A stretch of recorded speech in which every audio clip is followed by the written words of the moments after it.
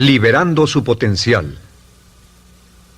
Hablando de potencial humano, ¿alguna vez se han preguntado a qué se debe la gran disparidad de resultados y desempeño entre una persona y otra?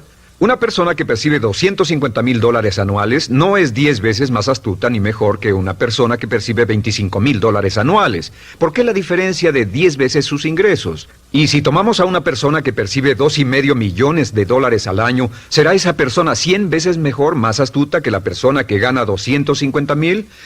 Imposible. En un estudio reciente de coeficiente intelectual probaron a 1,000 personas de una cierta población y llegaron a la conclusión de que la mejor persona entre los 1,000 solo era 2,5 veces más astuta que la persona de menor coeficiente intelectual. Solo 2,5 veces la disparidad, y tal vez eso sea con toda la población. ¿A qué supone que se debe la diferencia? Al hablar de potencial humano, llegamos a una fórmula que deduje hace algunos años. Tal vez eso lo explique un poco. La fórmula comienza con lo que llamamos AI. O sea, atributos innatos, las cualidades, la inteligencia, la habilidad, el temperamento, cosas con las que se nace que no pueden cambiarse mucho. Además de los atributos adquiridos. Estos atributos son muy importantes, son su educación, su capacitación, sus capacidades, su experiencia, conocimiento, sabiduría, etcétera, multiplicado por A, que es su actitud, es igual al potencial humano individual, o al desempeño humano individual o resultados individuales humanos. Ahora, de estos tres, los atributos innatos se traen desde el nacimiento. Los adquiridos pueden cambiarse, pero se necesita cierto tiempo para ello, aunque a veces cambiamos muy rápidamente. Cierta información valiosa puede cambiar dramáticamente su eficacia, pero las actitudes pueden aumentarse o disminuirse dramáticamente en segundos. Cada vez que mejoramos nuestra actitud, multiplicamos todas nuestras capacidades. Una actitud ha sido llamada acertadamente el lenguaje más importante del ser humano, la palabra más importante del idioma en el humano. Todo lo que hacemos en la vida, según un estudio en Harvard entre estudiantes ejecutivos, será en un 85% de actitudes.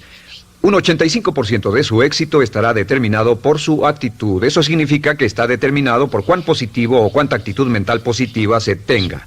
Las personas con actitudes mentales positivas tienden a avanzar más rápidamente, se mueven hacia la cima en organizaciones valiosas, ganan más dinero, sacan más satisfacción de la vida. Una actitud mental positiva no significa que baile por las calles y arroje flores. Solo significa que tome una actitud constructiva en general o se aproxime hacia su trabajo, su vida, sus problemas, relaciones, etc. Según el informe Cox de las empresas americanas, según la revista Success, un 85% o más de todo lo que se logra se debe a la actitud. Y la pregunta es, ¿de dónde vienen las actitudes? Las actitudes vienen de las expectativas. Muy simple, ya hablamos de eso. Y una forma muy poderosa de mejorar su actitud instantáneamente es decir, aunque no lo crea, pienso que algo maravilloso va a ocurrirme hoy. Como dijimos antes, nuestras expectativas sobre los desenlaces determinan nuestra actitud. Si espera que las cosas salgan bien, tendrá una actitud positiva. Si espera que salgan mal, tendrá una actitud negativa. Y lo maravilloso es que podemos fabricar nuestras expectativas. Podemos esperar lo que deseamos. Podemos esperar cosas buenas, cosas malas, y no nos decepcionaremos. ¿De dónde surgen nuestras expectativas? Nuestras expectativas surgen de nuestras creencias y de nuestros valores. Son el centro de los factores motivacionales de nuestra personalidad, nuestras creencias. Y esto nos conduce a un entendimiento del potencial humano. Significa básicamente que nuestra actitud es una expresión externa de lo que está ocurriendo internamente. Y esto es consistente con las leyes mentales. Con respecto a las creencias, cada uno de nosotros tiene muchas creencias en el fondo que los psicólogos llaman los conceptos propios. El concepto propio, o su descubrimiento, es considerado por muchos como el logro único y más importante para comprender el desempeño humano en el siglo XX. Yo estoy de acuerdo. El concepto propio es como, si queremos usar una analogía militar, el centro de mando. O si queremos usar una analogía técnica, es el programa central de su computadora básica. Es un grupo de creencias, valores, actitudes, sentimientos, ideas, etcétera, almacenadas en el fondo de nosotros y son el resultado de casi todas las experiencias que hemos tenido en la vida. Y algunos investigadores dicen que el concepto propio comienza a formarse aún antes del nacimiento, pero el concepto propio, una vez colocado, Precede, predice y determina sus niveles de eficacia y desempeño en todas las áreas de nuestra vida. El concepto propio se convierte en el centro de mando o el programa maestro. El concepto propio de este grupo de creencias determina lo que dirá, lo que hará, cómo actuará, cómo se siente y reacciona, etc. ¿Qué significa esto? Significa que todas las mejoras en su vida externa, todos los cambios en su realidad comienzan con un cambio en su concepto propio. Les voy a explicar lo que significa. Esta es una gráfica muy simple. Hablamos de potencial humano y decimos que la persona promedio usa un 10% o menos de su potencial. Según investigaciones, tal vez es mucho menos. El Instituto Stanford Brain en Santa Clara, California, estima que tal vez se aproxime a un 2%. Seremos generosos y diremos que la persona promedio usa un 10%. Significa que en los mejores casos, la mayoría, como usted o yo, no usamos un 90% de nuestro potencial. Uno de los mejores filósofos, Oliver Wendell Holmes, dice que la tragedia de la persona promedio es que llegan a la tumba con su música aún por dentro. Aún están funcionando con mucho menos de su potencial total. Y esto es el potencial humano. Sabemos que existe una relación directa entre el potencial humano y el concepto propio. Pero como nuestros conceptos propios o nuestras estimaciones de nosotros mismos generalmente son mucho menores de lo que debieran ser, nuestro nivel de desempeño y eficacia también es menor. Sabemos que nuestro concepto propio es altamente subjetivo. ¿Qué significa esto? Significa que el concepto propio, lo que pensamos que es cierto sobre nosotros mismos, no está basado en la realidad, está basado en información que hemos tomado y aceptado como cierto, hasta el grado en que creemos lo que sea de nosotros mismos y se vuelve cierto para nosotros porque actuamos de una forma consistente con ello. Algunas personas que leen sus horóscopos y creen en horóscopos predicen su futuro. Hay algunas personas que toman la crítica y las opiniones de otros a quienes ni siquiera respetan y hacen suyas esas ideas, dando un resultado muy negativo. Lo que piense, lo que acepte como cierto, se vuelve cierto para usted. También sabemos que como adultos tenemos una variedad de conceptos propios. Tenemos un concepto propio de cómo vestirnos, cuánto pesamos, lo que comemos, lo bien que podemos hablar en público, qué tipo de padres somos, qué tipo de hijos somos con nuestros padres, qué tipo de esposo o esposa somos, qué tipo de amante, de conductor. Lo interesante de manejar es que todos los hombres tienen un concepto muy positivo con respecto a esto. Las mujeres no entienden esto, pero los hombres nacen con un genio inherente para manejar. Todos los hombres son choferes excelentes. Si no lo creen, todo lo que tienen que hacer las mujeres que están viendo esto es pensar en la última vez que trataron de corregir la forma de conducir de un hombre y recordarán que no obtuvieron buenas respuestas. ¿Cómo respondemos ante alguien que desafía nuestro concepto propio, sugiriendo que no somos las personas que pensamos ser? Estamos a la defensiva, nos enfadamos, nos irritamos, es difícil que nos traten. Tenemos un concepto propio de lo creativos que somos, lo inteligentes, lo rápido que leemos, lo bueno que somos en los deportes, y si practicamos una gran variedad de ellos, tenemos un concepto propio para cada uno de ellos. Tenemos un concepto propio de lo bien que cocinamos, de lo bien que educamos a nuestros hijos, de lo bien que limpiamos nuestra casa, los autos que manejamos, etc. Y también de lo que valemos por lo que ganamos. Es muy interesante saber que nunca ganamos más del 10% de nuestro concepto propio en ingresos. Nuestro concepto propio determina nuestro nivel de ingresos. Este nivel de concepto propio se llama zona de confort. Y aunque querramos más dinero, veremos que la tendencia humana natural de todas las actitudes es luchar por lograr entrar a la zona de confort y luego quedarnos ahí.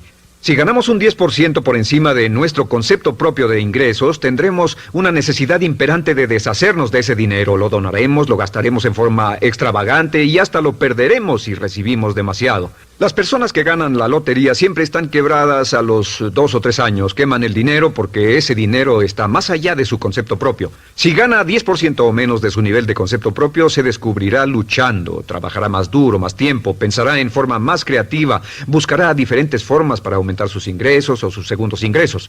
La única forma de mejorar cualquier parte de su vida, incluyendo sus ingresos, es aumentando el nivel del concepto propio de sus ingresos, comenzando a pensar en usted como si estuviera ganando más dinero. Si quiere bajar de peso, la única forma en que podrá lograrlo es pensando en que está delgado. Piense en usted mismo como una persona más delgada. Si quiere volverse una persona más popular, más amorosa, más feliz o más sana, comience a pensar una y otra vez en esas cosas hasta que se vuelvan parte de su nuevo concepto propio. Hablaremos de eso más adelante. Es una parte esencial de la programación de su mente hacia el éxito. Su concepto propio global está determinado por el promedio de sus conceptos propios en las áreas que considere importantes. Ahora, su concepto propio está formado de 3 partes críticas. La primera parte del concepto propio es el ideal propio. El ideal propio es la persona que más desearía ser, es su idea de lo que constituye un ganador, es su visión ideal de lo mejor que puede ser usted. Nada más, una de las cosas que sabemos de las personas con éxito es que las personas con éxito tienen ideales propios muy claros, ideales claros de quién quieren ser en el futuro. Las que no tienen éxito tienen ideales muy vagos. El número 2 es la autoimagen. La autoimagen es como un retrato de cómo se ve a sí mismo y lo que piensa de sí mismo. La autoimagen es el espejo interno, es como se percibe a sí mismo ahora en su desempeño actual, en forma cotidiana. La tercera parte es su autoestima. Su autoestima es cómo se siente consigo mismo. Cómo se siente consigo mismo es la fuerza motriz, el motor, la fuerza poderosa dentro de su subconsciente. Es la fuerza de energía dentro de su concepto propio y determina casi todo lo que le pasa. La mejor definición de autoestima es cuánto se agrada a sí mismo. Cuánto se agrada a sí mismo como esposo, cuánto se agrada a sí mismo como empleado, cuánto se agrada a sí mismo como jefe, como inversionista, como orador profesional, como atleta, etcétera. Según se agrade a sí mismo, su nivel de autoestima, su sentimiento emocional global respecto a cualquier área de su vida, determina su desempeño y su eficacia en dicha área. Lo sorprendente es que se convierte en lo que piensa, su concepto propio es maleable, su autoestima puede formarse repitiendo una y otra vez, me agrada mi persona, me agrada mi persona, me agrada mi persona. Me agrada mi persona, me agrada mi persona, me agrada mi persona. Entre más se repita, me agrada mi persona, me agrada mi persona, entre más lo repita una y otra vez, más crecerá su autoestima y entre más crezca su autoestima, más crecerá su concepto propio global. Cuando crezca su concepto propio global, su desempeño será mejor en todo lo demás que emprenda. Cada vez que diga, me agrada mi persona, me agrada mi persona, me agrada mi persona, me agrada mi persona, me agrada, será como bombearse psicológicamente. Todo lo que pase que haga que su autoestima suba, hará que se comporte mejor. Todo lo que haga que su autoestima baje hará que se comporte peor, que cometa errores, que sea infeliz, etc. Un punto crítico de agradarse a sí mismo, sobre autoestima y agradarse a sí mismo, es que, número 1, nunca puede querer a nadie más de lo que se quiere a sí mismo. Que su nivel de autoestima es determinante de la calidad de relaciones que tenga con los demás. Y número 2, es que nunca puede esperar que nadie más lo quiera o respete más de lo que se respeta a sí mismo. Cuanto se agrade o se respete a sí mismo, determina sus actitudes hacia usted. Todas las escuelas de psicología actualmente están de acuerdo en el hecho de que depende de lo que usted realmente se quiera y se respete a sí mismo como un ser humano valioso e importante, tiene efecto sobre todo lo que le pase. Cuánto se agrade a sí mismo, y lo que puede hacer es mejorar su autoestima diciendo me agrada mi persona, me agrada mi persona, me agrada mi persona, me agrada mi persona. Y esto nos lleva a la pregunta, ¿de dónde viene el concepto de autoestima? Y descubrimos que el concepto propio es maleable, puesto que no nace con este concepto propio, no nace con ninguna idea sobre sí mismo, no nace con autoimagen ni autoestima. Nace, en cierto modo, como potencial propio. Es la mejor forma de plantearlo. La persona promedio llega al mundo como potencial puro. Y no tiene el concepto propio de que todo lo que es ahora, todo sentimiento que tiene, toda actitud o valor, tuvo que aprenderlo en el transcurso de su vida. También sabemos que el niño llega al mundo con una necesidad imperante de amor y contacto. Y como una gran cantidad de investigaciones lo indican, necesitamos mucho amor y contacto durante toda nuestra vida, pero en especial durante nuestros años de formación, porque de niños aprendemos quiénes somos, cuánto valemos, si somos importantes, inteligentes, amorosos, chistosos. Todo esto lo aprendemos por la forma en que nuestros padres nos tratan. Si nuestros padres, nuestros parientes, tíos o tías, en especial nuestros padres, nos tratan como si fuéramos realmente importantes, crecemos pensando que somos realmente importantes, pero si nuestros padres no lo hacen, pasa algo más. Sabemos que los primeros años de vida son los más importantes para el desarrollo del concepto propio, que un niño comienza a partir de cero. El niño nace sin saber quién es él o ella. Son sumamente valiosos el primero, segundo, tercero, cuarto y quinto años de vida. Algunos psicólogos pensaban que eran los 5 primeros años, pero ahora dicen que son los 3 primeros años. En sus 3 primeros años de vida el niño aprende quién es y dicen que si se les da suficiente cantidad y buena calidad de amor en los 3 a 5 primeros años, los prepara usted de por vida. Los coloca en una base sólida de autoestima y confianza en sí mismos, valor e importancia realmente. Existe una relación directa entre la calidad y la cantidad de amor y el desarrollo de una personalidad sana. Entre más amor, amor incondicional, reciba un niño en sus años formativos, más fuerte será la base de su personalidad. El reverso de la educación es que casi todos los problemas de psicosis, neurosis, perturbaciones de la personalidad y problemas de comportamiento surgen de los problemas que se tengan con el concepto propio.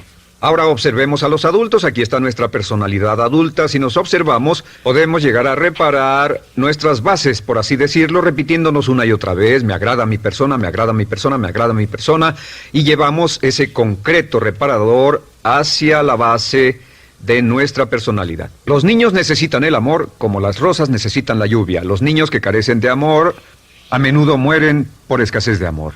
Es una enfermedad llamada marisma. Ahora, ¿qué más sabemos sobre los niños? Sabemos que los niños llegan al mundo con dos atributos notables. El primero es que no sienten temor. Los niños nacen sin temores. No temen a nada excepto a caerse y a los ruidos fuertes. Y esto se expresa en sus actitudes: yo puedo. Los niños llegan al mundo pensando que pueden hacer cualquier cosa, y quien haya criado a un niño hasta la edad de 3, 4 o 5 años sabe que debe pasar esos primeros años evitando que se maten, porque son como pilotos japoneses, porque no le tienen miedo a nada. Su segundo atributo es que llegan al mundo totalmente espontáneos. Dicen lo que quieren, hacen lo que quieren, son totalmente desinhibidos. Totalmente. Ellos no temen hacer nada de lo que desean, y esto se expresa en su actitud: no quiero. No tengo que hacerlo. Si ha tratado de controlar a un niño, lo habrá visto. Lo primero que dicen cuando comienza a darle órdenes, lo primero que aprenden es: no tengo que hacerlo. Claro, a veces cambiamos sus mentes de una u otra forma, pero estos son los dos atributos con los que los niños llegan al mundo. Llegan al mundo sin temores y desinhibidos. ¿Qué significa esto? Significa que nuestro derecho innato natural es no ser temerosos y ser desinhibidos. Y solo cuando podemos crear la misma situación en nuestra vida adulta, cuando no tememos y somos desinhibidos, nos sentimos a gusto con nosotros mismos. Las mejores organizaciones, las mejores compañías son las que crean un ambiente donde nos sentimos sin temores y sin reservas para ser nosotros mismos y para hacer lo mejor de nosotros. Al crecer descubrimos que los niños aprenden de dos maneras. La primera es por imitación. Imitan a uno o a ambos padres, en especial al padre dominante. Algunas veces el padre dominante cambiará cuando crezca el niño, y a veces los niños imitan al padre, a veces a la madre, pero aprenden por imitación. Muchas características y hábitos que tenemos como adultos los aprendimos de nuestros padres. ¿Alguna vez ha tenido la oportunidad, ha tenido la ocasión de gritarle o reñirle a uno de sus hijos? Verá que le dice las mismas cosas que le dijo su padre a usted cuando era niño. Así que imitamos. A veces imitamos su caminar, a veces su forma de hablar, a veces imitamos sus valores, sus creencias, etcétera, aunque esos valores y esas creencias no tengan ningún valor. ¿Por qué? Porque nuestros padres eran así cuando nosotros éramos niños. La segunda forma en que aprendemos es pasando de la incomodidad, lo que no se siente bien, hacia la comodidad. Freud llamó a esto el principio del placer. O sea que nos movemos hacia aquello que nos hace sentir cómodos, lo que nos da placer, lo que nos hace sentir bien con nosotros. Nos movemos de la incomodidad hacia la comodidad. Así es como aprendemos a no mojar el pañal, por ejemplo. Sabemos que no es agradable caminar con popó o pipí en nuestros pañales. Vemos lo que hacen nuestros padres, vemos lo que nuestros parientes hacen y decimos: estas personas no hacen lo que yo. Así aprendemos a caminar y lo demás. Así que de la incomodidad hacia la comodidad. Durante toda nuestra vida, por cierto, así es como aprendemos. Imitamos leyendo lo que otras personas hacen, estudiando libros y en el trabajo, imitamos cuando vamos a la escuela, y hacemos lo que nos da resultados positivos, lo que nos da refuerzos positivos, y hacemos cada vez menos las cosas que nos causan incomodidad o dolor. Ahora, muy temprano en la vida, como equivocación o como resultado de una equivocación que los padres cometen en la crianza, los niños comienzan a aprender hábitos y patrones negativos. Los patrones y hábitos negativos tienen sus raíces principalmente en la crítica destructiva. La crítica destructiva comienza muy temprano en la vida, a veces en los primeros meses. Y la crítica destructiva la usan los padres para dirigir y controlar a sus hijos. Desafortunadamente, tiene un efecto muy peligroso y dañino sobre nosotros, ya que la crítica destructiva tiende a minar la integridad de la personalidad del niño. Muchos de nosotros, incluyéndome a mí y a muchos de ustedes, nos hemos visto minados y heridos por la crítica destructiva más que todas las guerras en la historia. Ahora, como resultado de la crítica destructiva, comenzamos a desarrollar hábitos y patrones negativos. Los patrones de hábitos negativos son respuestas condicionadas hacia los estímulos. Los patrones de hábitos negativos se desarrollan en los inicios de la vida. Se desarrollan como resultado de una repetición del temor y el dolor una y otra vez. Se desarrollan como resultado de la crítica destructiva, el castigo físico, etc. En los inicios de la vida comenzamos a desarrollar dos manifestaciones que nos persiguen durante toda nuestra vida y más que ninguna otra cosa inhiben nuestro potencial. La primera es la llamada patrón de hábito negativo inhibido. El patrón de hábito negativo inhibido se aprende cuando al niño le dicen una y otra vez no. Aléjate de ahí, no toques eso, y se le castiga. Cuando el niño intenta algo nuevo, o se involucra con algo, o huele algo, o derrama algo, o rompe algo accidentalmente, el padre estalla y se enfada mucho. Como ven, el niño está impulsado por la curiosidad insaciable de explorar su mundo. Y lo que pasa es que cuando lo explora o se interesa y echa a perder algo, si el padre reacciona golpeando al...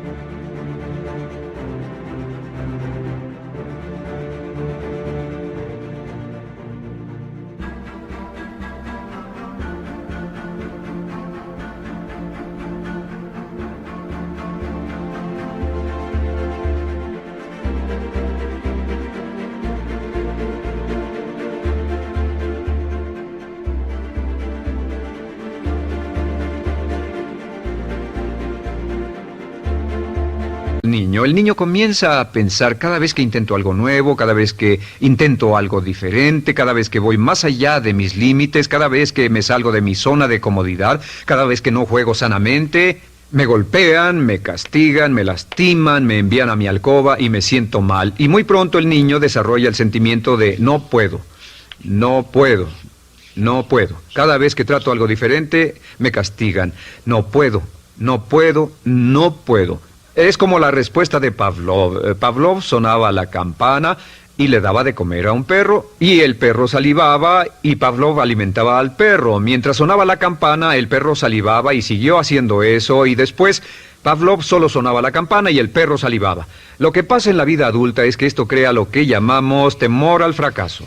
El temor al fracaso es una respuesta condicionada a un proceso de crítica destructiva que ocurre en los primeros 5 o 6 años de la vida. El temor al fracaso automáticamente nos activa, nos sentimos ansiosos, tensos, intranquilos, sentimos presiones y estrés en nuestro plexo solar, sentimos ganas de retirarnos del evento, y el temor al fracaso es la razón principal por los fracasos en la vida adulta. Es la razón principal por la que evitamos cumplir plenamente nuestro potencial. De hecho, todos los patrones de hábitos negativos se experimentan en el cuerpo físico. Puedes saber cuál es un patrón de hábito negativo porque se siente en el cuerpo físico, precisamente. El patrón de hábito negativo inhibido, el temor al fracaso, el no puedo, ocurre primero que todo en el plexo solar. ¿Ha tenido la ocasión donde debe hablar frente a un grupo, debe ir a una revisión de su desempeño o debe hacer una llamada determinante? Primero su plexo solar se aprieta. Si el temor continúa, su respiración se acelera. Su corazón comienza a latir apresuradamente, su frecuencia respiratoria aumenta y le duele la cabeza como migraña en la parte frontal, su garganta se le cierra y no puede hablar y se le seca la boca por completo, y como se pone tan tenso y asustado, va corriendo al baño. Estas son todas las manifestaciones. No hay peligro físico, pero sí peligro psicológico, una respuesta condicionada. Cuando sentimos estas cosas, la tendencia es retirarse de la situación que las ocasiona, y es la razón por la que no logramos mucho si retrocedemos. Es muy importante. El segundo patrón de hábitos negativos es el compulsivo. El patrón de hábito negativo compulsivo se aprende cuando a los niños se les dice una y otra vez: más vale que lo hagas. Si no lo haces, tendrás problemas o me las pagarás. A los niños se les convierte en recipientes del amor condicionado. Los padres no intentan hacer esto. Pero lo que hacen es sugerirle al niño, no te amo, por lo tanto no estás a salvo, a menos y hasta que hagas lo que yo quiero. El niño crece sintiendo, tengo que hacer lo que quiera mi mamá. Debo complacerla, debo complacer a papá, debo complacer a los demás, debo complacer a mis parientes y a veces debo complacer a mis semejantes, debo complacer a mis maestros, debo complacer a todo el mundo y crecen con esto, debo. No puedo hacer lo que quiero hacer, debo hacer lo que complace a las demás personas. Este patrón de hábito negativo muy temprano en la vida se traduce en el temor al rechazo. El temor al rechazo lo experimentan los hombres como adultos como un comportamiento tipo A. Hablaremos del comportamiento tipo A posteriormente. El comportamiento tipo A es una necesidad compulsiva o excesivamente compulsiva de complacer de algún modo a alguien sin normas de comportamiento, prácticamente sin pensarlo. El temor al rechazo nos impulsa, nos hace muy sensibles a las necesidades de los demás. Hacemos cosas que otras personas quieren, no hacemos lo que nosotros queremos. Siempre estamos tratando de complacer a los demás, tenemos preocupaciones o nos importan las opiniones, sentimientos y actitudes de otros hasta el punto donde ocultamos nuestras necesidades. El temor al rechazo se siente en la columna del cuerpo. Se divide el cuerpo a la mitad y se siente hacia abajo en la mitad posterior del cuerpo. El primer lugar donde comienza a sentirse el temor al rechazo es generalmente en los hombros y el cuello. Nos sentimos entumidos, duros, tensos. Cuando tenemos mucho que hacer sentiremos un estrés tremendo en la columna. Los músculos se estiran en la parte posterior. A veces se manifestará como flebitis y venas varicosas y a menudo nos darán dolores de cabeza en la parte posterior de esta porque las arterias carótidas que llevan la sangre hasta la cabeza, los músculos a su alrededor se contraen y la cantidad de sangre que fluye hacia la cabeza fluye más lentamente y se siente un terrible dolor de cabeza en la parte posterior. Estos dos temores, los patrones de hábitos negativos compulsivos, el compulsivo y el inhibitorio, son resultado de la crítica destructiva, el gran destructor de la personalidad que nos persigue durante toda la vida. Y lo maravilloso de todo esto es que como son patrones de hábitos aprendidos, podemos olvidarlos. Podemos acabar con el temor al fracaso que nos detiene. Podemos acabar con el temor al rechazo que hace que hagamos cosas que complacen a los demás en vez de complacernos a nosotros, trabajando con nuestra propia autoestima. Porque existe una relación inversa entre la autoestima y el patrón de hábitos negativos. Porque entre más se agrade a sí mismo, menos teme al fracaso. Entre más se agrade a sí mismo, menos teme al rechazo. Entre más se agrade a sí mismo, menos temerá a cualquier cosa. Y si sigue repitiendo, me agrada mi persona, me agrada mi persona, me agrada mi persona una y otra vez, si sigue diciendo esto, con el tiempo su autoestima sube más y más y más y más y sus temores desde luego bajan. Cuando su autoestima sube, sus temores van en dirección opuesta. Ahora, ¿cómo enfrentar la crítica destructiva si debe criticar a otras personas? Pues eso es muy simple. Muchos padres nos han preguntado eso. ¿Cómo se controla a los niños? Una de las claves para controlar a los niños es dirigirlos para que hagan algo constructivo.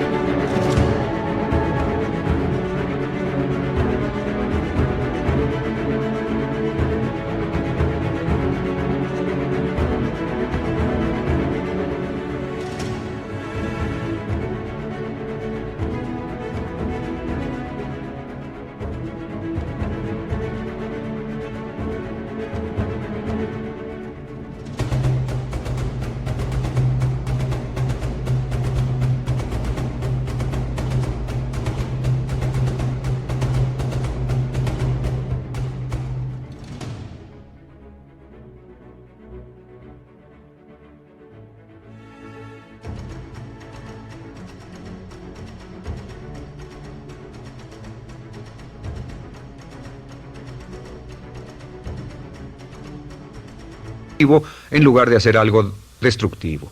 Otra cosa que debe recordarse es que lo que quiere hacer es que quiere dar una crítica informativa, crítica constructiva, lo que significa que se les dice a los niños lo que pueden hacer o a los adultos lo que pueden hacer mejor. Todo el propósito de dar retroalimentación de cualquier tipo es mejorar el desempeño. Si es padre o si es jefe o si es una persona en una relación, si una persona está haciendo algo malo o inadecuado, todo el propósito de darles cualquier tipo de retroalimentación es para que puedan hacerlo mejor. Sin embargo, existe una relación directa entre la autoestima y la crítica destructiva. Cada vez que se critica a una persona, su autoestima baja. Y cada vez que su autoestima baja, su habilidad para desempeñarse baja. Si critica a una persona en forma destructiva demasiado tiempo, llegará a un punto donde no intentarán nada. Se convierte en lo que llamamos hipersensible. Un adulto hipersensible es aquel que no puede aceptar críticas de nadie. Un adulto hipersensible es una persona que está muy tensa, ansiosa, si siquiera sugiere que no está haciendo lo correcto. Si trata con un adulto hipersensible, la clave es sentarlo y recordar 4 cosas. Número 1, comenzar con alabanzas. Número 2, proteja la autoestima de la persona a toda costa. Número 3, discuta el desempeño y no a la persona. Hable del comportamiento más que de la persona. Y número 4 es enfocarse hacia el futuro en vez de en el pasado. Enfóquese hacia lo que va a hacerse en forma diferente en el futuro en vez de lo que pasó en el pasado. ¿Por qué? Una razón muy simple, porque una persona no puede controlar el pasado. Al no poder controlar el pasado, cualquier crítica de lo que han hecho en el pasado les da un estrés tremendo y frustración. Así que, en resumen, la clave del éxito en la vida es una actitud mental positiva. Una actitud mental positiva se basa en expectativas de éxito, de una serie de expectativas positivas. Esa serie de expectativas positivas se basa en sus creencias y en su concepto de sí mismo. El centro de su concepto propio que determina su eficacia en la vida es su autoestima, y su autoestima se mide por cuanto se valore a sí mismo. Las 2 cosas que nos frenan más que nada son el temor al fracaso y el temor al rechazo. Y uno de nuestros secretos centrales de éxito es este: conviértase en un organismo generador de autoestima perpetua. Haga continuamente cosas para usted mismo, hacia sí mismo en su vida, que hagan que se agrade a sí mismo, que se ame, que se acepte, que se respete, que hagan que se sienta fantástico con usted mismo. Si es un jefe o un padre, no olvide que la clave para el máximo desempeño en su hogar y en su trabajo es hacer que las personas se sientan maravillosamente consigo mismas. Entre mejor se sienta consigo mismo y más se agrade, más probable será que logre que las personas a su alrededor lo quieran, lo acepten, lo respeten, se respeten.